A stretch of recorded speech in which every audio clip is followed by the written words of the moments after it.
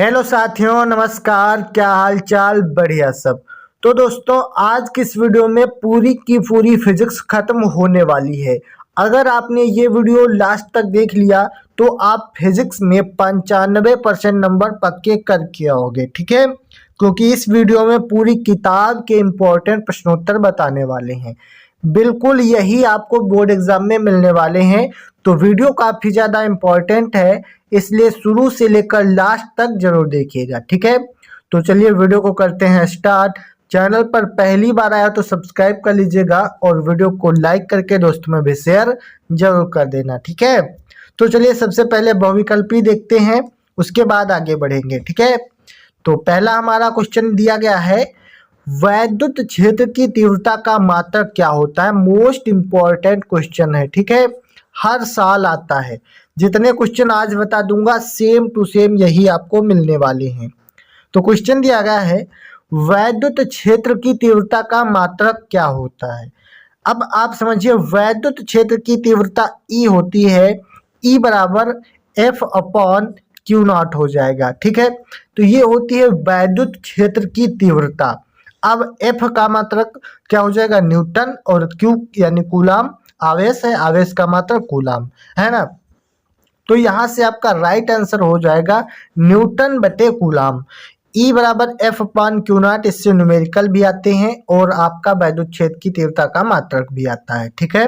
तो क्या हो जाएगा, न्यूटन बटे कूलाम वैद्युत क्षेत्र की तीव्रता का मात्रक हो जाएगा। यहां तक क्लियर है, किसी को कोई दिक्कत कोई समस्या नहीं होनी चाहिए, ठीक है। आगे देखते हैं। अगला उससे भी ज्यादा इंपॉर्टेंट क्वेश्चन दिया गया है, धारावाही चालक के चारों ओर उत्पन्न क्षेत्र होता है, ठीक है। यानी धारावाही एक चालक है, उसके चारों ओर जो क्षेत्र उत्पन्न होता है वो कौन सा है, ठीक है। जैसे वैद्युत तथा चुंबकीय क्षेत्र, केवल वैद्युत क्षेत्र, ना ही विद्युत तथा ना ही चुंबकीय क्षेत्र, या फिर केवल चुंबकीय क्षेत्र। तो आपको बता दें, धारावाही चालक के चारों ओर जो उत्पन्न क्षेत्र होता है केवल चुंबकीय क्षेत्र उत्पन्न होता है। कौन सा? केवल चुंबकीय क्षेत्र। ऑप्शन नंबर 4 इसमें राइट आंसर हो जाएगा, ठीक है। तो धारावाही चालक के चारों ओर केवल चुंबकीय क्षेत्र उत्पन्न होता है, ये आप लोग याद रखिएगा, ठीक है। मोस्ट इंपॉर्टेंट क्वेश्चन है। उसके बाद में आता है काफी वीवीआई इंपॉर्टेंट, ठीक है। वी इंपॉर्टेंट जितना लगाओ उतना कम है, मोस्ट इंपॉर्टेंट है। क्वेश्चन आता है, उत्तल लेंस की फोकस दूरी अधिकतम है।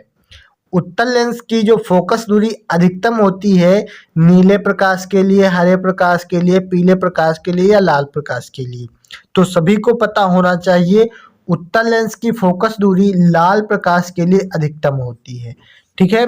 लाल प्रकाश के लिए सबसे ज्यादा होती है, समझ गए, और बैंगनी के लिए सबसे कम होती है, ठीक है। ये आपको याद रखना है।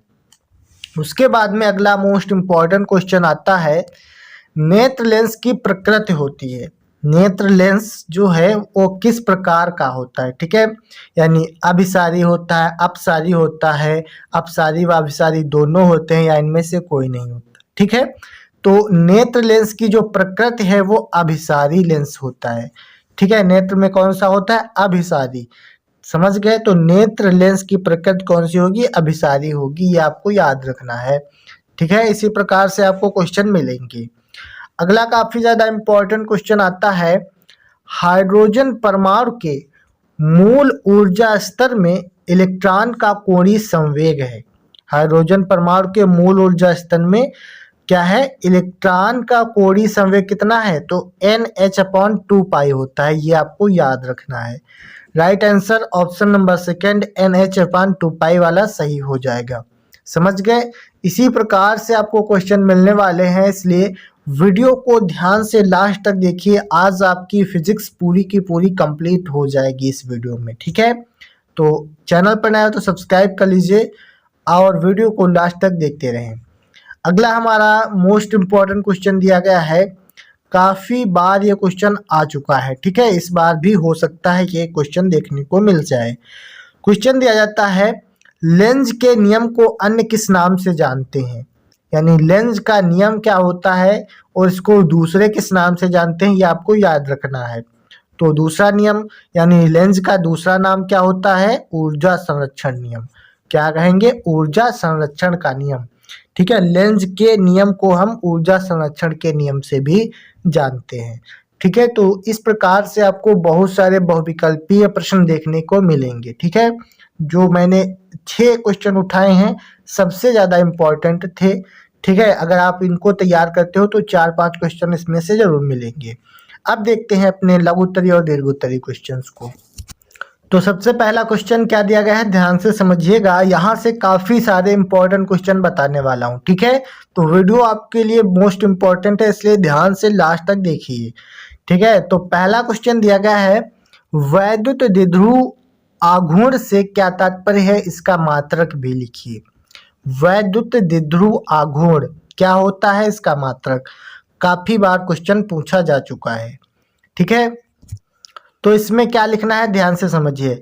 इसमें लिखेंगे वैद्युत द्विध्रुव में किसी एक आवेश तथा दोनों आवेशों के बीच की दूरी के गुणनफल को वैद्युत द्विध्रुव आघूर्ण कहते हैं। ठीक है, यानी किसी एक आवेश तथा दोनों आवेशों के बीच की दूरी के गुणनफल को क्या कहेंगे, वैद्युत द्विध्रुव आघूर्ण कहेंगे। ठीक है, अब वैद्युत द्विध्रुव आघूर्ण का मात्रक क्या होता है, कूलाम होता है। ठीक है, अब देखिए वैद्युत द्विध्रुव यहाँ पे क्या है, आघूर्ण P है, P बराबर 2qL हो जाएगा। 2 क्यों लिया गया है, क्योंकि L जो है लंबाई है वो 2 गुनी होती है। ठीक है, तो इसीलिए 2 लिया जाता है। तो P बराबर 2qL हो जाएगा। Q आवेश है, L लंबाई है। समझ गए? इसी प्रकार से आपको सारे क्वेश्चन तैयार करने हैं। ये काफ़ी ज़्यादा पूछा जाता था, इसलिए मैंने सबसे पहले नंबर पे रखा है। उसके बाद में अगला सबसे ज़्यादा पूछा जाने वाला क्वेश्चन है, वैद्युत धारा तथा अनुगमन वेग के बीच संबंध लिखिए। हर साल क्वेश्चन इसमें से पूछा जाता है। ठीक है, तो वैद्युत धारा क्या होती है, अनुगमन वेग क्या होता है और उसमें संबंध क्या है, ये आपको बताना है। तो यहाँ पे हम लिखेंगे वैद्युत धारा तथा अनुगमन वेग में संबंध। I बराबर NEAVD हो जाएगा। क्या हो जाएगा, I बराबर NEAVD। ठीक है, तो यहाँ पे जहाँ लिखेंगे, जहाँ N बराबर एकांक आयतन में मुक्त इलेक्ट्रॉनों की संख्या है। N क्या है, मुक्त इलेक्ट्रॉनों की संख्या है। स्मॉल e क्या है, इलेक्ट्रॉन का आवेश है। A क्या है, अनुप्रस्थ काट का क्षेत्रफल है। और VD क्या है, तो VD है अनुगमन वेग। ठीक है, तो जितने भी यहाँ पे प्रतीक यूज किए गए हैं उन सभी का क्या मीनिंग है, क्या अर्थ है, मैंने आपको समझा दिया है। यानी N एकांक आयतन में मुक्त इलेक्ट्रॉनों की संख्या, A अनुप्रस्थ काट का क्षेत्रफल, VD अनुगमन वेग और E क्या है, इलेक्ट्रॉन का आवेश है। समझ गए? तो इसी प्रकार से आपको क्वेश्चन को याद करना है। ठीक है, आज आपका लास्ट डे है, तो आज आप इसको माइंड में बसा के जाइए। अगर क्वेश्चन आ जाए तो आपको छोड़ना नहीं है। ठीक है, जो भी आता हो उसमें लिख दीजिएगा।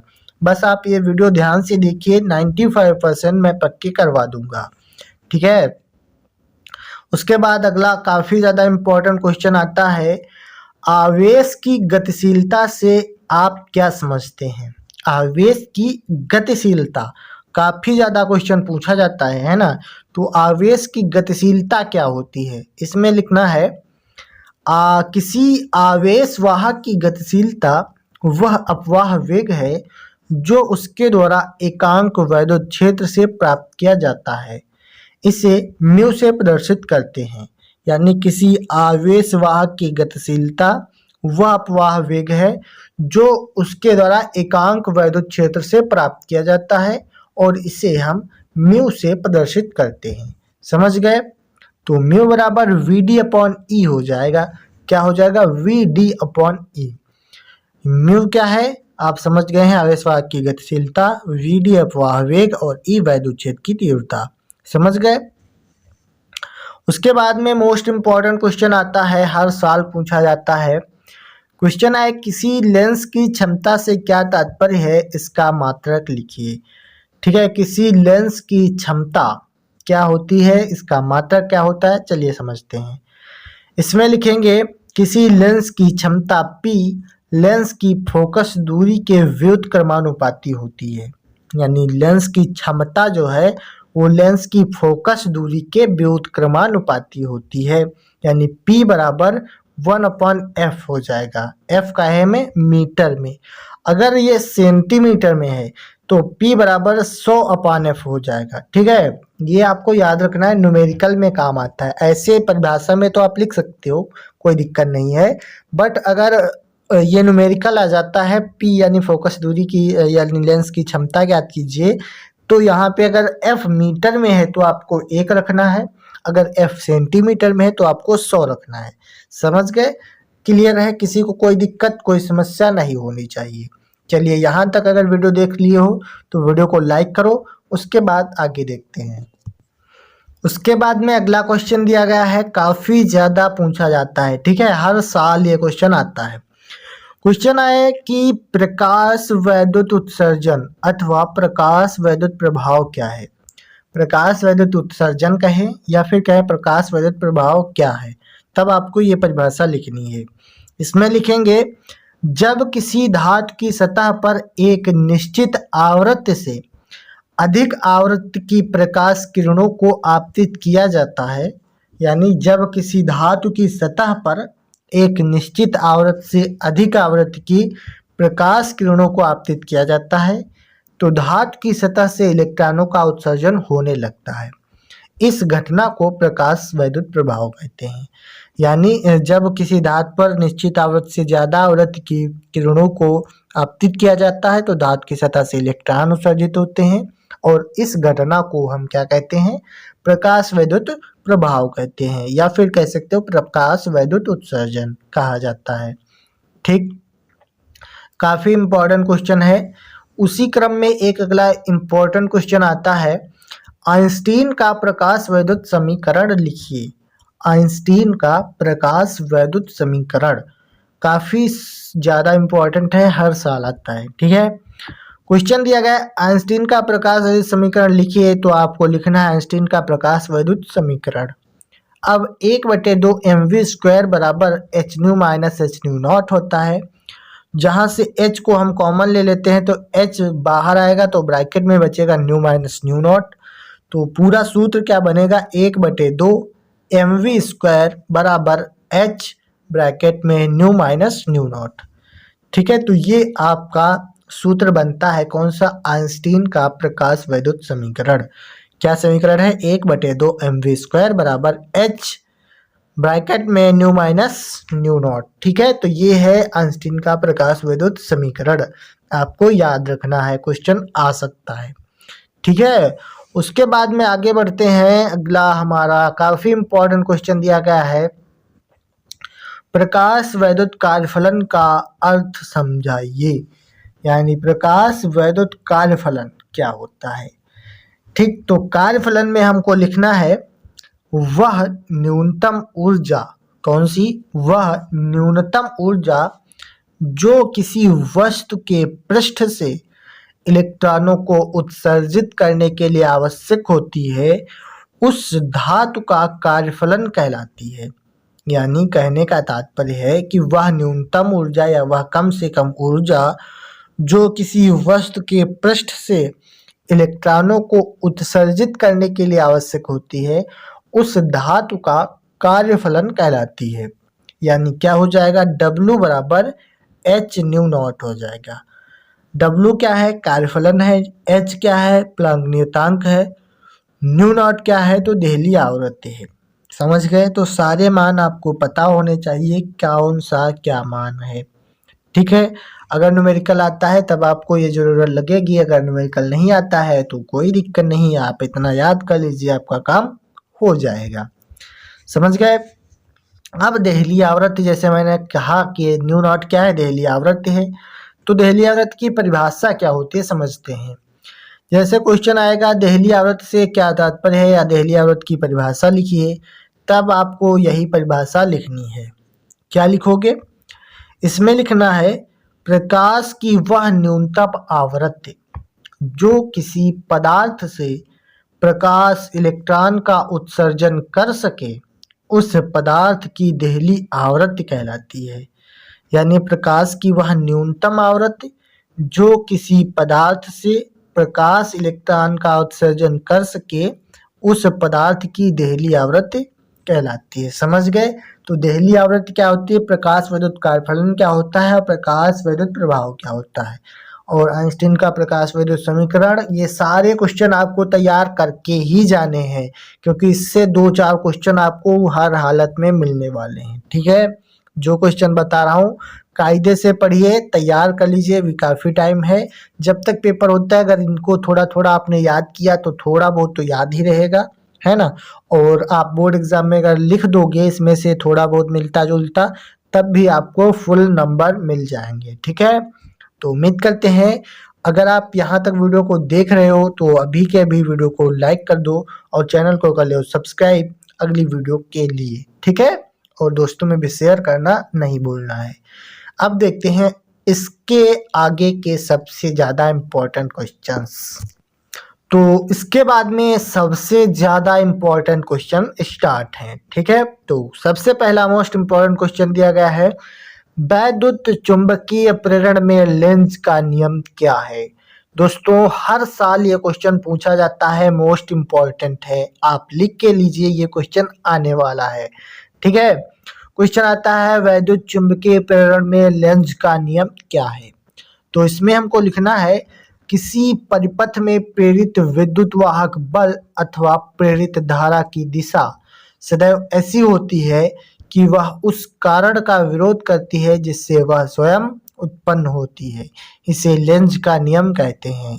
यानी सिंपल सा फंडा है कि प्रेरित धारा की दिशा सदैव उस कारण का विरोध करती है जिस कारण से वह स्वयं उत्पन्न होती है।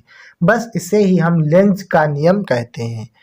ठीक है, तो वैद्युत चुंबकीय प्रेरण में लेंज का नियम क्या होता है और इसका एक अन्य नाम क्या है। मैंने अभी आपको शुरुआत में बहुविकल्पी में बताया था कि लेंज का अन्य नाम क्या होता है। ठीक है, तो अन्य नाम क्या है, ऊर्जा संरक्षण का नियम होता है। ठीक है, तो ये भी आपको याद रखना है, बहुविकल्पी भी पूछा जाता है और यहाँ से आपका लघुत्तरी भी बन जाता है। ठीक, इसकी परिभाषा क्या हो गई कि प्रेरित धारा सदैव उस कारण का विरोध करती है जिससे वह स्वयं उत्पन्न होती है, इसे लेंज का नियम कहते हैं। समझ गए? तो ये है आपका मोस्ट इम्पॉर्टेंट क्वेश्चन। ठीक, इसके बाद में आगे बढ़ते हैं और काफी इम्पोर्टेंट क्वेश्चन आता है, प्रकाश के अपवर्तन से आप क्या समझते हैं, इसके नियम भी लिखिए। प्रकाश का अपवर्तन क्या है, इसके नियम क्या क्या हैं, ये आपको बताना है। 5 नंबर का क्वेश्चन आता है। ठीक है, तो क्या होता है प्रकाश का अपवर्तन, मैंने कई बार बताया है, फिर भी समझ लीजिए आज थोड़ा बहुत। ठीक है, जैसे प्रकाश क्या है, एक माध्यम से दूसरे माध्यम में जाता है तो वह अपनी मार्ग से विचलित हो जाता है और इसी घटना को क्या कहते हैं, प्रकाश का अपवर्तन कहते हैं। परिभाषा लिखेंगे, जब प्रकाश एक पारदर्शी माध्यम से दूसरे पारदर्शी माध्यम में जाता है तो वह अपने मार्ग से थोड़ा विचलित हो जाता है। इस घटना को प्रकाश का अपवर्तन कहते हैं। मतलब क्या कहा गया कि जब प्रकाश एक माध्यम से दूसरे माध्यम में जाता है तो वह अपने मार्ग से विचलित हो जाता है और इस विचलन की घटना को प्रकाश का अपवर्तन कहते हैं। समझ गए? अब ये पहले डायग्राम देखिए, ये आपको बनाना पड़ेगा अगर क्वेश्चन आएगा तो। ये आप पहले देखिए, ये है एक क्या समतल पृष्ठ। ठीक, उसके ऊपर विरल माध्यम है, उसके नीचे सघन माध्यम है। ठीक है, तो क्या होगा, जब ये आपतित किरण इस विरल माध्यम से सघन माध्यम में जाएगी, यानी एक माध्यम से दूसरे माध्यम में जाएगी, तो ये अभिलंब के पास आने का प्रयास करती है। यानी ये इस सीधी रेखा में जाना चाहिए था, लेकिन ये अपने मार्ग से विचलित होके इस अभिलंब की ओर झुक जाते हैं इधर को, है ना। तो ये हो जाती है अपवर्तित किरण और ये जो आती है ये होती है आपतित किरण, और ये सीधी रेखा जो है ये है अभिलंब। ठीक है, तो आप याद रखिएगा ये चित्र, इससे दूसरा नियम बनेगा। वो कैसे बनता है चलिए अभी समझाते हैं। पहले समझते हैं अपवर्तन के नियम क्या क्या है। ठीक है, तो अपवर्तन के 2 नियम होते हैं। पहला नियम बहुत सिंपल है, आपतित किरण, अपवर्तित किरण और आपतन बिंदु पर अभिलंब तीनों एक ही तल में होते हैं। देखिए, ये है आपतित किरण, ये है अपवर्तित किरण और ये अभिलंब है ना। तीनों कहाँ है, एक ही तल में है, एक ही बिंदु पे है। ठीक है, तो यही पहला नियम हो जाता है कि आपतित किरण, अपवर्तित किरण और आपतन बिंदु पर अभिलंब तीनों एक ही तल में होते हैं। समझ गए। उसके बाद में आता है द्वितीय नियम। द्वितीय नियम क्या है, देखिए यहाँ पे आपतन कोण होता है I और अपवर्तन कोण क्या होता है, R होता है। ये आपको याद रखना है। ठीक है, इसी से दूसरा नियम बनता है कि किन्हीं दो माध्यमों में किसी विशेष रंग की तरंगदैर्ध्य के लिए आपतन कोण की ज्या sin I तथा अपवर्तन कोण की ज्या sin R की निष्पत्ति एक नियतांक होती है। यानी आपतन कोण I और अपवर्तन कोण R, इन दोनों की निष्पत्ति यानी अनुपात एक नियतांक होता है। बस यही होता है द्वितीय नियम। ठीक है, जैसे साइन I बटे साइन R बराबर नियतांक, ये आपका सूत्र होता है। क्या हो जाएगा, साइन I बटे साइन R बराबर क्या हो जाएगा, नियतांक हो जाएगा। ठीक है, तो आपतन के दो नियम होते हैं, अपवर्तन के दो नियम होते हैं, पहला नियम और दूसरा नियम मैंने आपको बता दिया है। ठीक है, तो उम्मीद करते हैं ये दोनों नियम आप तैयार कर लेंगे। और वीडियो को अगर आप लोग यहाँ तक देख रहे हो तो वीडियो को लाइक करो, दोस्तों में भी शेयर कर दो और चैनल पर नए हो तो सब्सक्राइब कर लो। ठीक है, जितने क्वेश्चन मैंने बता दिए हैं इनको एक बार फिर से रिवाइज कर लीजिए। हो सकता है इसमें से 4-5 क्वेश्चन फंस जाएं और आपका काम हो जाएगा, है ना। तो उम्मीद करते हैं वीडियो अच्छी लगी होगी, और वीडियो अच्छी लगी तो लाइक कर दीजिए। हम मिलते हैं अगली वीडियो में, तब तक के लिए जय हिंद, वंदे मातरम।